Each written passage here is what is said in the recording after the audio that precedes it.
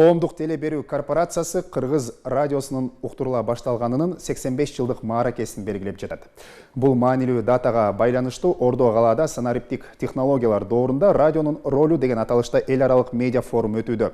Медиа форумдун жүрүшүнөн студия менен түз байланышка чыгып жаткан кабарчыбыз Самат Асиповдон кабар алсак. Саламатсызбы, Самат? Биз сизди угуп жатабыз.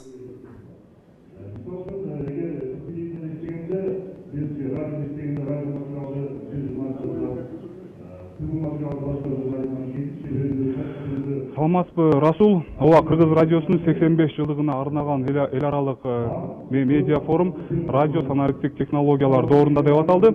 Иш-чаранын аты айтып тургандай эле Кыргыз радиосу мындан ары кандай нукта өнүгөт? 5-10 жылдан кийин же 20-30 жылдан соң биз өлкөнүн радио тармагын кандай абалда көрөбүз? Мына ушул маселелер жыйында кызуу талкуу жаратты.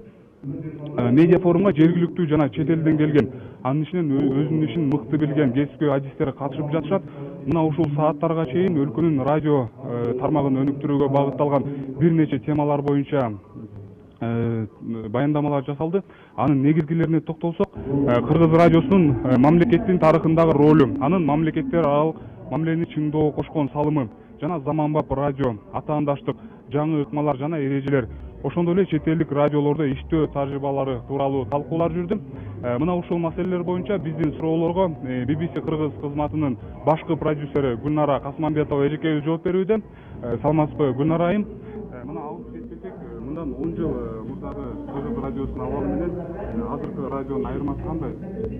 Айырмасы абдан чоң. Ошол айырма жөнүндө айтып берүүдөн мурун учурдан пайдаланып КТРК партнерубузду 20 жылдык кызматташуубуз менен Кыргыз радиосундагы кесиптештерибизди 85 жылдык мааракеси менен куттуктап өтүүгө уруксат эттиңиз.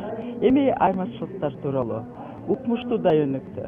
Биз апрель айында эле атайын иликтөөлөрдү жүргүздүк радио боюнча. Ушул иликтөөлөр боюнча Кыргыз Республикасында Кыргыз радиосу эң көп угулган, эң көп ишенген радио болуп саналат экен. Андан кийин башка радиолор аны ээрчип, көчтү баштаган эле баягы эле Кыргыз радиосунун өзү экен. Ал эми сапаты жана мазмуну боюнча дээрлик өзгөргөнүн өзүңөр деле байкап керек, себеби алар эми абдан ыкчам, абдан оперативдүү.